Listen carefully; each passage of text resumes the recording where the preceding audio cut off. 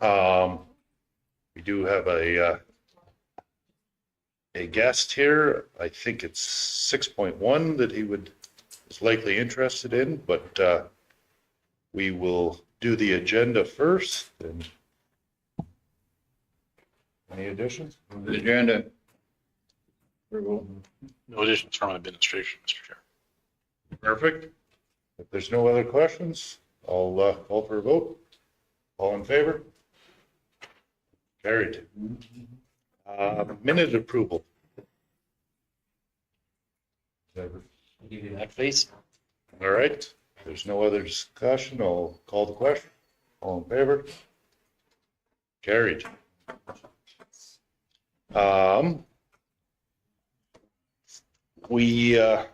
We can probably skip forward to 6.1, but since we have a guest, we'll do introductions quick.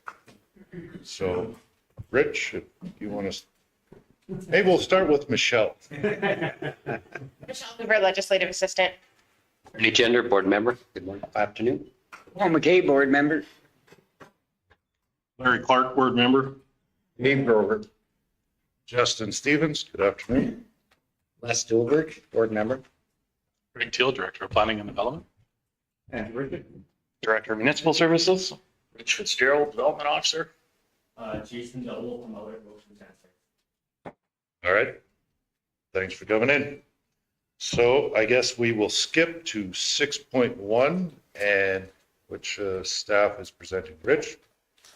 Thank you, Mr. Chair. The purpose of this application is to consider a discretionary use development permit within the Public Service Land Use District.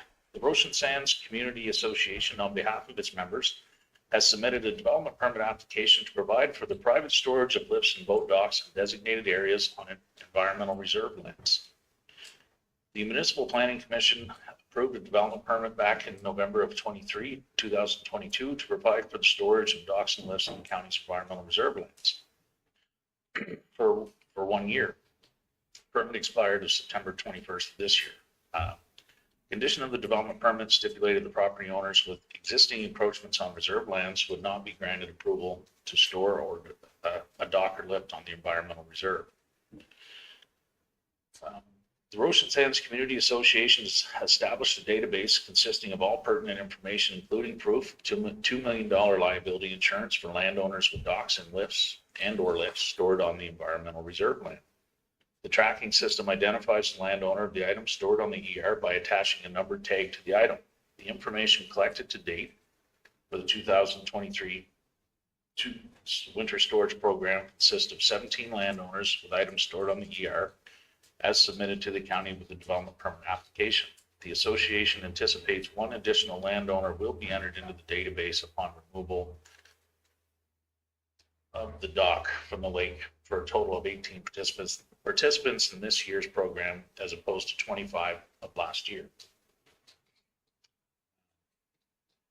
Bylaw 1569-16 was adopted back in 2016 that provides for an amendment to the land use bylaw to address the private storage of docks and lifts as a discretionary use in the public service district. And then goes down through the definition of what that means. I think we've read through that before, so I won't go over that word by word, but we performed a site inspection on November 2nd of 2023. Several docks that had previously been stored in the ER have been relocated to private property. There's currently only one dock that is stored on the ER that the owner has not finalized her application, but it is in process. A few encroachments were noted during the inspection and all but two have been addressed, and I believe that has been updated as well, but I'll let Mr. Delwood speak to that. Bylaw is working to address the two remaining with the owners if he doesn't get compliance. A couple of photos there of what they look like stored in the ER. So the alternatives are we can approve the application based on the conditions put forward by administration, approve the application based on revised conditions, or deny the application stating the reasons. Staff recommendation is that the development permit DP 23103 be approved with conditions as detailed in the attached draft development permit. And that concludes my report. Mr. Delwo, do you have any updates? It's a largely community-driven program, so I felt it was best to be here face to face. Do you mind going up to the mic? We can't hear you? Well, it's more for the benefit of those not person. Do you want me to grab you a mic? I have nothing to add to Rich's statement. It's a largely community-driven program, so I felt it was just better to be here face to face to show support. Go ahead. Just a question, like it is, but is it all community or are we going to have other ones that are just going to pull docks up? That's what we've had trouble in the past with the. So with this program, they have to join, they have to be a member of the community association to join. And so ones from outside are not, a part of this application. But it's still part of the management of that shoreline though. I have a question, and it's regarding the decrease in numbers. Is that partially due to the marina? Is that why we're seeing a A decrease? few for the marina, and then a few people who realized that it wasn't worth applying for this permit. They could just drag it back a few feet. Yeah. So it was fully on their property. And I would expect you'll see a lower number again next year as well. Rich, go ahead. So what I noticed when we did the site inspection is that now that we're actually policing this and enforcing it, people put that extra effort in where before they would have just left it there and without permission. They're now dragging it back onto their own property. This will be the third year that we've had this program. And year after year, I'm seeing much more cooperation, much more compliance from the landowners. As well, he's done a lot of work on this, contacting landowners. Stuff that normally bylaw or myself would have to do, he looked after that for us. So it's been great working with him for sure. Good. Sounds good. Do you have anything further to add? Okay. I will make the motion to approve the application based on conditions put forward by administration. And to double check with administration, the term is for annual, a year, or is it more? It is 1 year. This year I shortened up the date, so it's not quite a year. Shortened up the date, and the reason I did that, this year we had a couple of lifts and docks that were just left in the ER. They weren't put out in the lake, probably because of the shallowness and whatnot. But we don't really want them stored there all summer long. So this year I've shortened it up so that if that happens again, we can go in and enforce, where this year they had a permit to be there. So this year we've shortened it up. I think July 1st was the date. So that way, if they leave them there, we can actually enforce on that and have them removed. Fair enough. 2 points, Mr. Chair, if I can. Just following up on Rich's last point, it's purposeful to the July 1, so we kind of get like a staggered and then get in a 1-year cycle so that we're doing an inspection at a time that we think would make more sense for us to look at it. And then there's time to react before all the boat docks come back out of the lake if we're revisiting this issue in that July time period or June time period. Going back to Reeve Clark's question, as the upland landowner, people need our sign off before you can put a dock in the lake. And effectively in this area, what we said is we've said, so long as you're only part of the neighborhood, only those are the ones that the county would consent to. So that does prevent someone from Calgary just coming out of the blue and saying, hey, I want to put my dock out in front of this property. Fair enough. There's no other questions? Go ahead. The concerns that I had in the past were, was the vegetation going to be taken care of? And I guess there has not been anything brought forward by the county that been anything that has been removed? No. It's always been compliant? Yeah, there hasn't been any removal of vegetation or anything being destroyed. They found spots where it was open enough, they could get the dock left there without having to remove anything. So they've been, really good on that as well. Great, thank you. Okay, if there's nothing else, I'll call the question. All in favor? Opposed? Opposed? It's carried. Yes, we will skip to 6.2. Who's presenting? Rich will present on the deed. Thank you, Mr. Chairman. The purpose of this application is to consider a discretionary use development permit application for an esthetician shop. Falls under the definition of personal service facility in the County of Stettler land use bylaw. The subject property is a 5.52 acre parcel located just north of Highway 12 on Range Road 19-3, 1 kilometer east of the town of Stettler. This parcel contains a 1,097 square meter building that houses several office units. The applicant is proposing to operate an esthetician's shop in unit number 4. Access to the parcel is via the County Road 19-3. There is parking for 4 vehicles dedicated to this unit. The adjacent units are occupied by a sandwich shop, a heavy-duty vehicle repair and parts shop, and a driver training center. Adjacent properties are a commercial grain elevator, a welding shop, and agricultural land. The proposed esthetician shop will have up to 2 employees and expects to have 3 to 5 clients per day visit the shop. This amount of traffic is in line with the current traffic trends for this area. There's a washroom in the unit that will serve staff and clients. There will be no external signage advertising the business other than on the window of the unit. There will be no changes to the outside of the subject building, and the hours of operation are proposed to be Monday to Friday 9 to 5 and Saturday 10 to 4, closed on Sundays.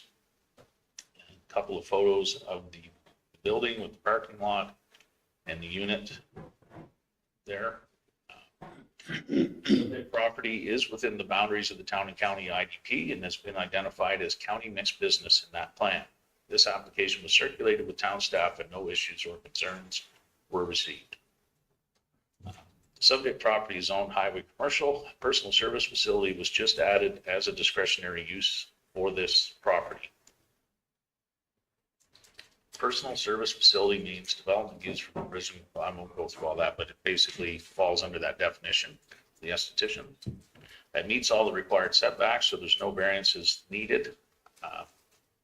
And the alternatives for the Municipal Planning Commission, again, are to approve the application based on the conditions put forward, approve the application based on a revised condition, or deny the application stating reasons. Recommendation from administration is that DP 23-108 be approved with conditions as detailed in the attached draft development permit, DP 23-108. Just standard conditions attached, nothing that stands out from that. And that concludes my report. Go ahead, Ernie. Move with the conditions put forward, please. Any other questions or comments? All right, I'll call the vote. All in favor? Carried. On 6.3. Mr. Chairman, the purpose of this application is to to consider a discretionary use development permit application for a variance request to the front and side yards of the property. The subject property is located at number 6 Aspen Crescent, Buffalo Sands, and South Shore, Buffalo Lake. The rear of the property borders on municipal reserve and private properties on both sides, with access obtained from Aspen Crescent. Development permits have been received previously for the construction of a dwelling back in 2006, in addition to that dwelling in 2011, and a second addition to the dwelling in 2016. Pictures show you the property looking in from the roadway, and then the aerial photo there as well. Then the picture on the side, photo number 3, shows where the side encroachment is into that side yard. And then the real property report. So this application came to us as a result of a compliance certificate that was requested. The applicant is, I think, selling the property, and the request of it was the compliance certificate. So once we received the real property report, we identified 2 encroachments, one on the side yard and one in the front yard. When we reviewed their development permit applications, there was, I believe, some confusion on the applicant's part. They had measured the front yard from the edge of pavement instead of where the actual road allowance was. And so on their development permit, they identified that they were outside of that 25-foot setback. But in actuality, they're encroaching in it. But I will say this road has a very wide road allowance. The pavement stops considerably inside that right of way. So even with the variance to the front yard setback, there's still lots of room to put snow or do maintenance or what have you there. The side yard, I believe that one again, they didn't identify that it was a covered deck on the development permit. And the difference being, if the deck is not covered, it doesn't become part of the footprint. If it is covered, it becomes part of the footprint, has to be within the same setbacks as the principal structure. So I don't think there was any, intentional misleading on their development permit applications. It was just basically a mistake on something that was overlooked by the applicant at the time. So analysis and discussion. The decision of the development authority must meet the requirements of the land use bylaw. Over a span of 10 years, the primary structure and 2 additions to the primary structure were constructed. Initially, the cabin met all the setback requirements. However, with the front yard addition to the cabin and the second story covered deck, the structure now does not comply with the setbacks. And then it just goes through the land use bylaw requirements where it speaks to the covered deck and setbacks for the different yards. So the development authority may decide on a development permit application even though the proposed development does not comply with this bylaw or is non-conforming building or use. In the opinion of the Municipal Planning Commission, the proposed development would not unduly interfere with the amenities of the neighborhood or materially interfere with or affect the use of, enjoyment, or value of neighboring parcels of land. And finally, the proposed development conforms to the use prescribed for the land in this bylaw.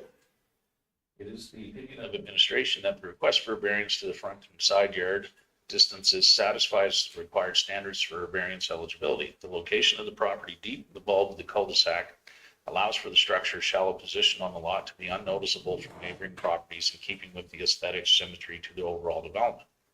Heavy natural foliage in the area provides screening from neighboring properties, and at no point does a variance to the setback cause any restriction to the overall use or enjoyment of neighboring properties. Nor does it infringe on the ability of the municipality to maintain and provide service to the infrastructure. Therefore, recommendation from administration is that the administration recommends the development permit DP 23-105 be approved with conditions as detailed in the attached draft development permit. That concludes my report. You said this building's been there for 10 plus years? Yes. And in that time, we've had no complaints from neighbors, public works? Nothing that I can find. Okay. No, fair enough. I will make a motion to approve the application based on the conditions put forward by administration, the alternative one. Go ahead, Ernie. When they say a covered deck, like on the way the deck looks like it's a deck plus a step out for a landing. So it's a second story deck and it's got a roof over it. So that once you put a roof over it, that's what's considered covered. So because of that, it now becomes part of the structure. So the second story has a deck covered. Yeah. If you look at photo 2 up on the screen there, Oh, okay. it's that little section with the. But if it would have been just say like the landing, it would not have been classified as such. Right, if they wouldn't have put a roof over it, even though it was a second story deck, well, no, I think there is a requirement, it's over 3 feet. If it would have been a ground level uncovered deck, it wouldn't be part of the equipment. And they could have built it right to the property at that point. So they do not call that landing a covered deck. The one that's beneath the, Yeah, between the 2 stories. no. Something you want to add? No, I think Rich has got that covered. Fair enough. Any other questions or comments? All right. We'll call the question. All in favor? Opposed? Carried. All right, on to subdivision files, 7.1. It will be me, Mr. Chair. So if we could just scroll to the sketch, that probably works just as well as any, Andrew. So the application is for a first parcel out of a previously unsubdivided quarter section. We're in the area kind of northeast of the village of Botha. And you can see in the lower left, there's the existing farmstead. And the proposal is to create a 11.6 acre parcel in that corner. And the size of the parcel is being driven by the size and features that form the farmstead, in addition to the open discharge for the sewer, which is located to the north of the house, which is, well, you can see that just north on the north side of the graveled area in the photo. The application meets the MDP requirements in terms of trying to be as small as possible, but still taking into account the setback distance needed for an open discharge system. We don't have any area structure plans or other plans that it's contrary to. It meets the requirements for the land use bylaw in terms of minimum parcel size. And there's no concerns about future servicing, given that the open discharge system can be contained within the proposed parcel boundaries. Given it's the first parcel out, so we don't have to deal with the question of municipal reserve dedication. We only have to deal with that once for the second, third, and fourth parcels coming out of a quarter section. There is a need to look at road widening along the west side, along for 17.5. We don't have the desired 30 meters, so the standard condition requiring a near 5 meter wide road acquisition agreement across the parcel of the 11 acre parcel plus the balance should be attached to the permit. And the access is also suitable, although not shown on the air photo is a relatively new access. Our photo is from 2021 that was built for the remnant parcel that's located to the very north end, almost opposite where you see the existing going to the parcel to the west of Range Road 17-5. And again, it's just an issue of timing for when our air photo was taken versus the intervening 2 years they had an agricultural access put in.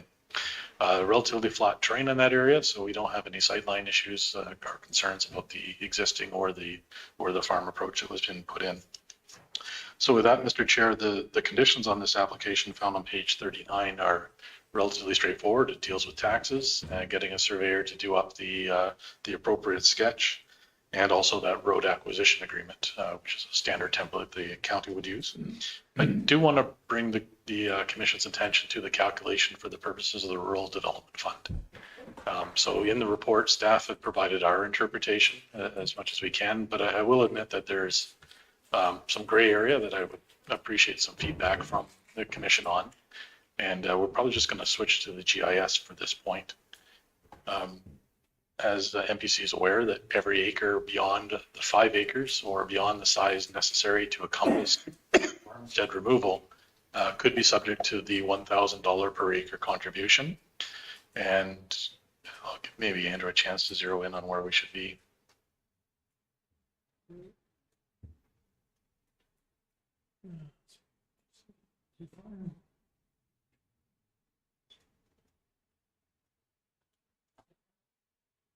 There we are. Okay. Thank you. So we have the GIS on the left-hand side, and then we have the proposed parcel going to the pink boundary. And I think the area that's probably easiest to say the answer is yes, the Rural Development Fund does apply, is for the cultivated cropped area north of the existing tree belt.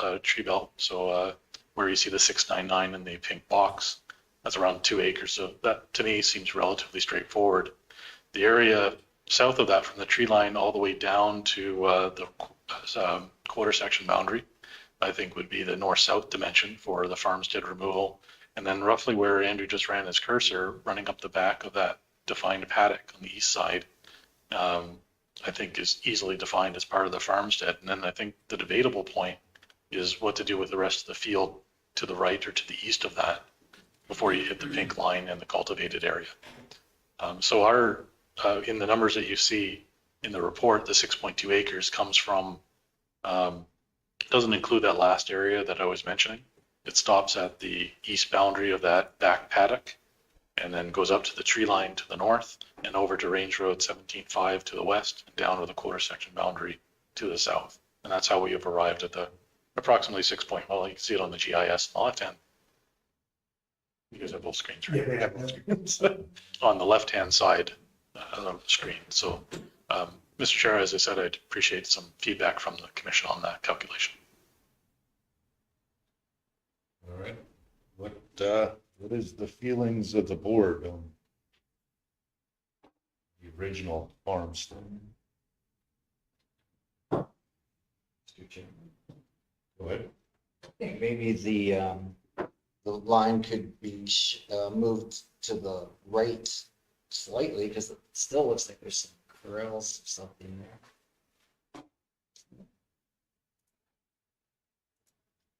there. That is the main yard there, so.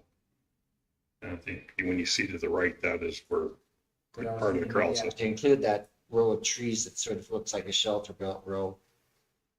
And that piece of the corral, to me, that would seem reasonable. I think including that northern part, their definition does allow for shelter belt to be included in the farmstead. So I think that makes sense. Go ahead. I would say go right over to the right because the trees go all the way across the top and that piece of cultivated land would be the rural development piece. That would be. Yeah.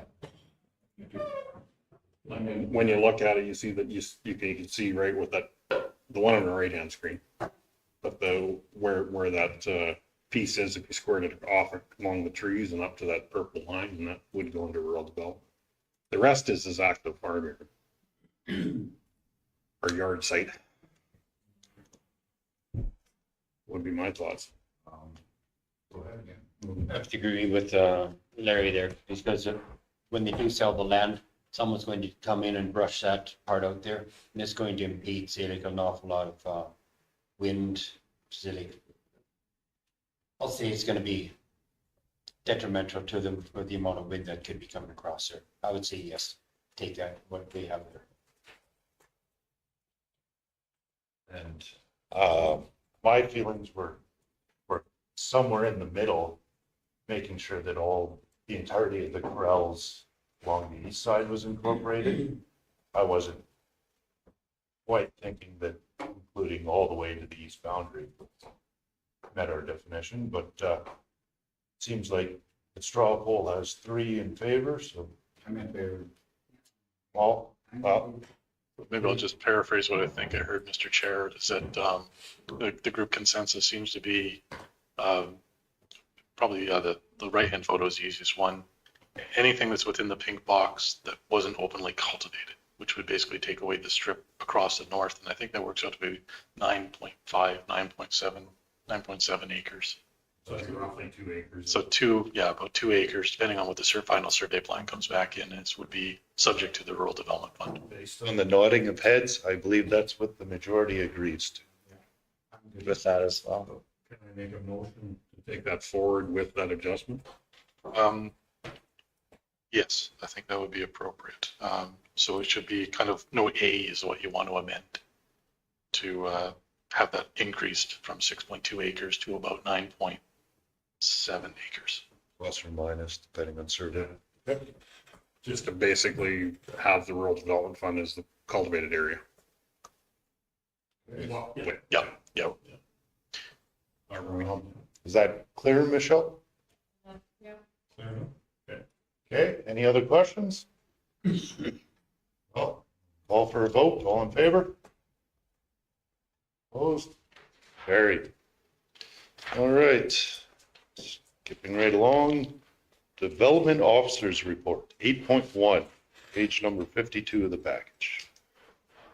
Here, I think Rich is going to start, and then I'll do the second half of this.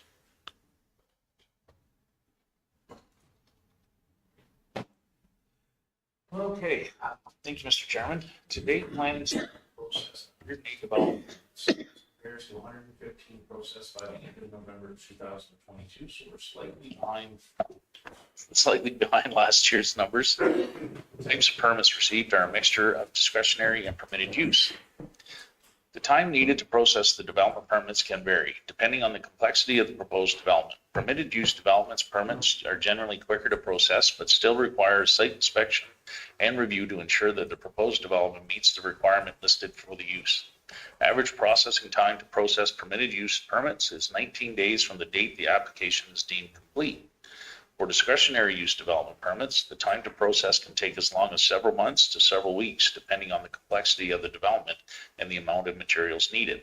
studies, reports, etc., to be able to properly assess the application. Our average time to process a discretionary use permit is 33.5 days once the application has been deemed complete.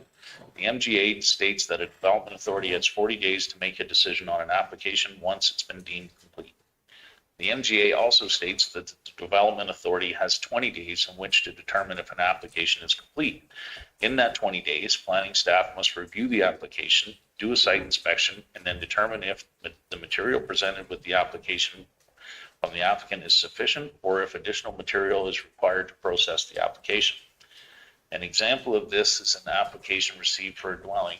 If application is received for a dwelling is received with a site plan, I'll get you to scroll up on that. Construction drawings, is received with a site plan, construction drawings, which may appear to be all the material needed to process the application, but when the site inspection is performed, it's discovered that the desired building location is within a slope greater than 15% with an elevation greater than 3 meters.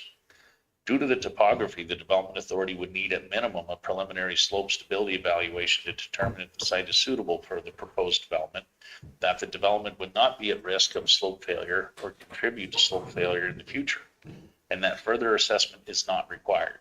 The applicant would be given ample time to provide the document, sometimes up to several months, and if the material is not received in the allotted time and the applicant does not request more time to provide the material, the application would then be deemed refused. That concludes my report. So just to add a little bit to Rich's comments, and that's obviously the theme we've chosen to go with, the verbal. How are we doing with the average timelines relative to the statutory limits? And it's also always important to remember when you see that 3 to 3 days, that the more complex ones that have to come to the MPC for scheduling purposes, they kind of drag up the average. There's a number of smaller permits that are done well beyond that time or under that time frame.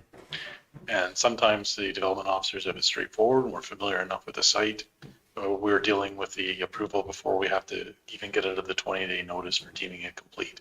In which case you're deemed complete because we thought we had enough information and we moved on and actually made a decision. So always when we're talking about those average timelines, you have to remember the different classes that kind of drag up the numbers to 33. But this is, from my experience, very respectable performance for the processing on development permits. We can scroll on to the next table, please. So similarly, maybe, oh great, if it can all fit. What's turning out to be almost like an annual report now, given the frequency since I last time brought this data to you. This is what the subdivision looks like for the current year.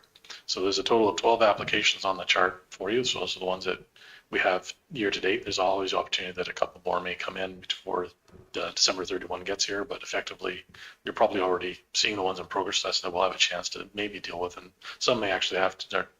Actually, the last two are probably going on to the new year in any case. So it gives you a sense of the size of parcels we've been creating, and if you tally that all up, it takes us to around 170 acres of land that was involved in creating a new parcel. That's not to say all 170 acres is land that came out of agricultural production, especially when you see the Red Willow Pork Farm in there, 61 acres on its own, which is largely the footprint of their processing facility, breeding facility, and their supporting outbuildings. So arguably, while it's agriculture, it wasn't in pasture or cropland. It's also important to know when we look at the acreage, a large portion of that may already be occupied by farm buildings or farmsteads, much like the example we're already looking at. So it's not like it's fresh virgin land that's being taken out. But over the course of those 12 applications, if the remaining ones are approved, we're looking at approximately that order of magnitude that's 170 acres of land that's been impacted by the creation of new parcels. The next two columns, we deem it complete. So an application comes in, and much like what Rich was presenting in his report, we have about 20 days to say, do we have enough information to start? Once we do, the 60-day legislative clock begins, and that's why you see the date of decision indicated in the next column. And then jumping over one, we get to the kind of the benchmark against that statutory 60 days. And I would say that we're doing pretty darn good in some cases. 33 days to an approval is actually, you got a very lucky balance relative to when you put in your application and the next MPC meeting to be able to deal with that application. The ones that are trending more towards the 48s and the 55s are the ones where we're probably waiting just a little bit longer to get to that MPC meeting. But by all means, no, not a reason for concern. We're in the ballpark. And for the complexity of subdivision, all the steps, that's also respectable numbers. The second last column, compared to some of your previous reports, there used to be a color coding scheme showing where the applications were in terms of status. And year over year, we always have some that will carry over into the next year because they're driven by the applicants and when they want to move forward.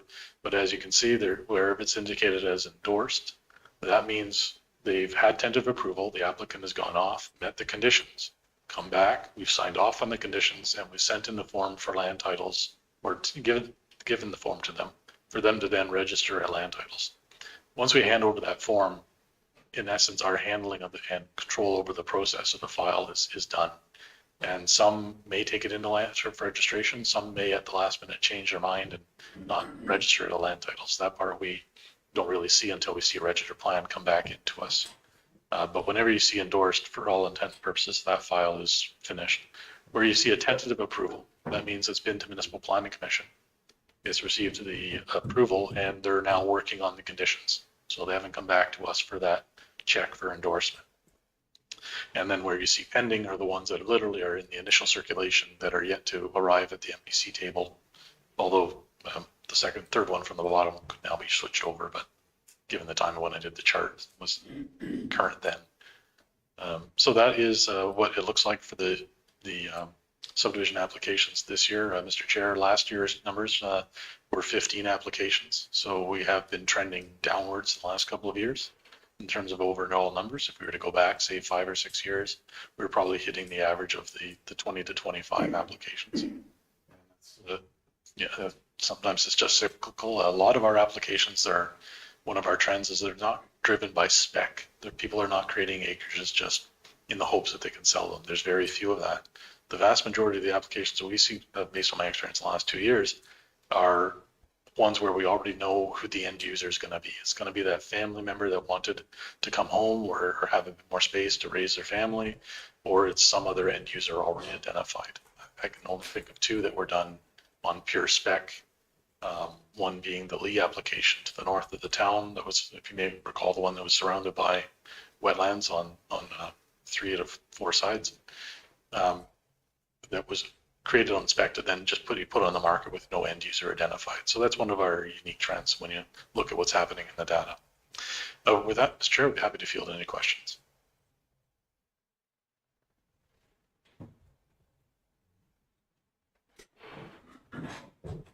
One, as we've talked about it for some time, the MDP LUB update, is there a chance to shorten up these timeframes with some slight changes to our land use bylaw? And I'm thinking one that has come up is this front yard, backyard variance, that if that were updated for some of our subdivisions, it wouldn't require an MPC meeting. It could be. So, Mr. Chair, on the subdivision, probably no, because the subdivision deals with a lot bigger issues than just yard requirements and all. And the subdivision authority delegated by council is municipal planning. On the question of development permit processing, one of the things council will be able to do or consider as part of the LUB review is make a decision on what kind of determinations on an individual file are they prepared to leave to staff. So right now we have, the development officers have a variance capability of up to 10%. And beyond that, we must bring it to Municipal Planning Commission. So there's an opportunity during the review to say, okay, are we prepared to grab more latitude on that, which would reduce the number of items coming to MPC? Similarly, on when we look at the nature of the uses, which ones are permitted or discretionary. Permitted are typically dealt with by staff. Discretionary come to Municipal Planning Commission. That's another way to look at, say, can we increase the range of uses that can maybe be approved quicker at the staff level, as opposed to the scheduling necessary to come to the MPC. So is that an opportunity there? Yes, but it'll be something council have to determine once the LUB is underway. Okay. Any other questions? Actually, I do have one addition to I do want to point, occasionally there's an application that will push us way beyond the 40, and that's nothing it just happens. The applicant says, I'm not in a rush, rather than you giving me a bad decision. Can we wait 2 more months until I come back and answer your questions in more detail, or give you that study that I didn't give you the first time? So sometimes when you look at these stats, you have to watch for that skew as well. And we have to report these annually to municipal affairs. And unfortunately, when we do the annual reporting, municipal affairs, they don't give us a reason to explain kind of the unique ones that go way beyond, that may drag up our average. So that too is sometimes happening in the numbers. Okay. Go ahead. I'll give you the motion to receive the development officer's report. All right, I'll call the question. All in favor? Carried. And we have a 8.2 Ducks Unlimited Canada Conservation Easement, page number 54. Greg? Very much, Mr. Chair. Andrew, can we maybe just skip ahead to the maps? Actually, the first one, that's great. Okay. Probably gonna wrench. So, Mr. Chair, this one,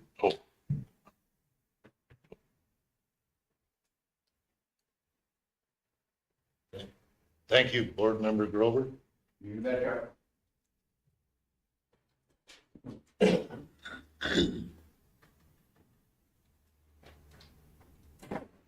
So, Mr. Chair, this quick graphic shows the 9 quarter sections that are involved in this particular easement document with Ducks Unlimited. And there's another more detailed map so they are in the ending area, and they're not all contiguous. So the same parties own a couple blocks of land that are sometimes contiguous, and the one off and the 2 offs that you can see on the drawing. If you go to the next drawing, I will come back to this one. So this is based on that other one. The cluster of 6 that were together are in the lower left. The 2 that were in the far north, that's the 2 that you see in the first little drawing.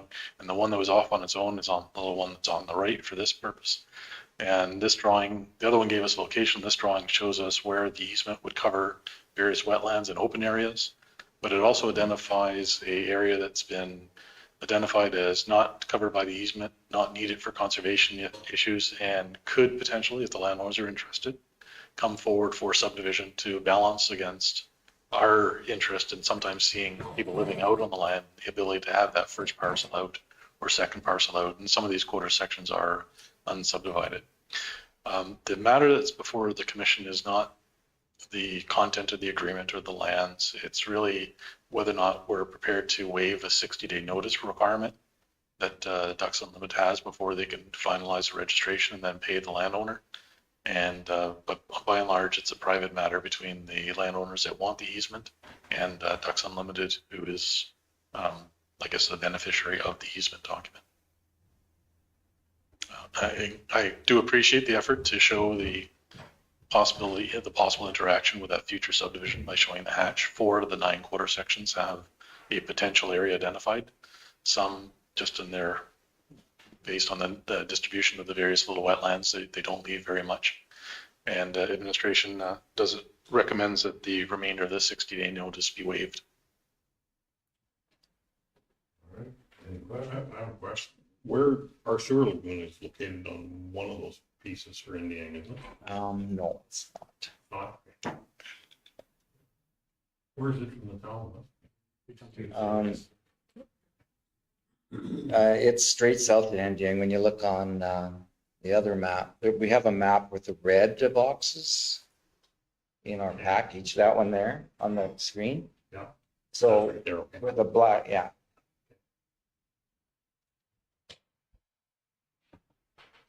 Okay.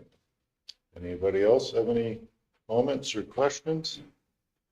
Go ahead. I'll give you the motion that we waive the 60-day. All right. Doesn't look like anyone's chomping at the bit, so I'll call the question. All in favor? Carried. All right. Over back in. Stretching.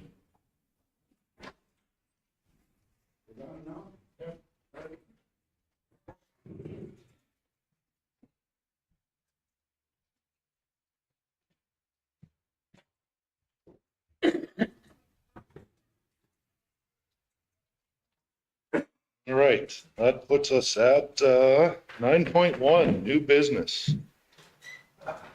Request for extension of time. Page 60 of the package. Go ahead, Craig. You may, Mr. Chair. So this is a subdivision application that was approved in 2020, and the applicant, in the 1 year that they had to satisfy the conditions, didn't complete it. A bit of a staff turnover at the surveyor's office that was handling it. That's why they didn't quite make the time. So the request is to extend that 2020 approval with the conditions as they were. When we deal with these requests, it's kind of a yes or no, either grant the extension of time or we don't.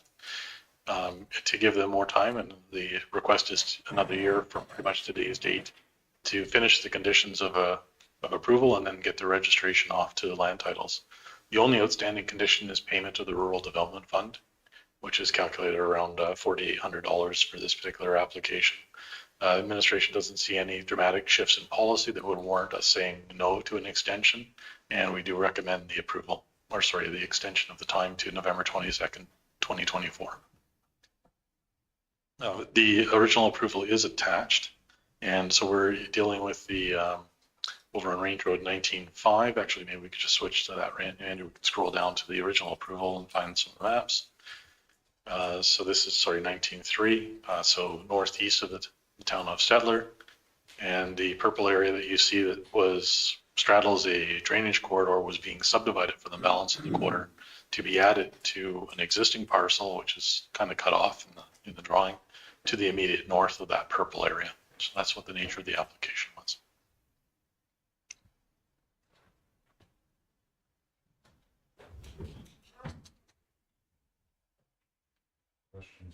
Just make a motion that we do extend the application. I have one question. How long is the extension?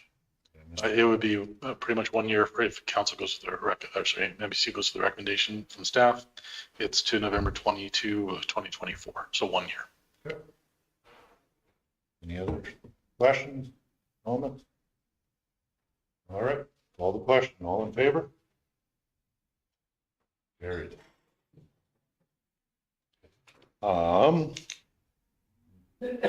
No old business. We have anything in camera? All right, next meeting. As I'm sure you're aware, the ASB was canceled for December. Is there any pressing topics that would need to be dealt with within our 40-day time frame? There is not, Mr. Chair. So the two. They have views on 27. It's the only thing. Oh, This is the 20th. oh, okay. This one was moved a week earlier. Was there? Yeah, sorry, Mr. Chair, we had put that into so that I remember to ask for the change in date at the very least. Yep. I think we are able to look at a possible cancellation of the development files that we have on the only ones that would make MPC anyway. We've talked to the applicants and they're prepared to give us extensions of time. So if we do a decision for them in January, that still gives them the spring to work with. The subdivision, we also don't have anything pressing. We had one application that the applicant is now revisiting the nature of the layout, which means it'll take us longer to process and probably wasn't going to be ready for the December 20th MPC. So we don't have any pressing business. We could probably afford to cancel MPC for other than Michelle's waving her hand to say something. Keeping in mind that your January MPC is during your ASB conference, so you will have to move that day. Actually, maybe are we allowed to look at that now? If you're going to cancel your meeting, that will be your next meeting. You will have to look at it now. Ritual. We also have to adjust the date in January. So can we pull up the calendar to take a look at what it looks like a week prior to ASB or sorry, RMA?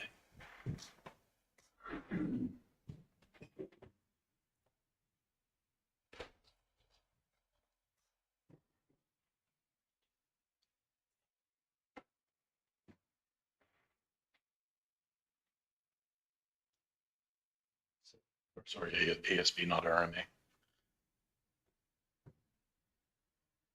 Great. Likely be the only meeting you have to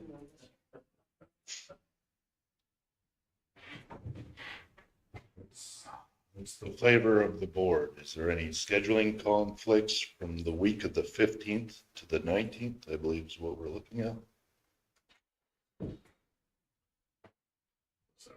17th is a Wednesday. 17th is the Wednesday. Yeah, maybe then at that point, we have to do it.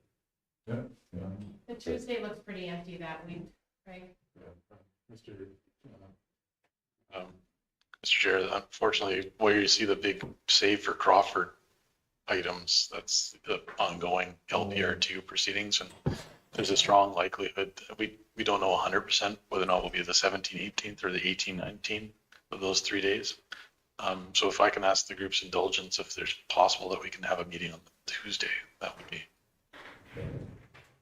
I have nothing on my schedules. Fine with me. You're going in December and you're going what? 14th to the 19th or the 20th? We're talking about next meeting. Yeah. January 6th. And what we're discussing is canceling the December MPC, and the next meeting would be moved in January from the 24th to the 16th to avoid ASB.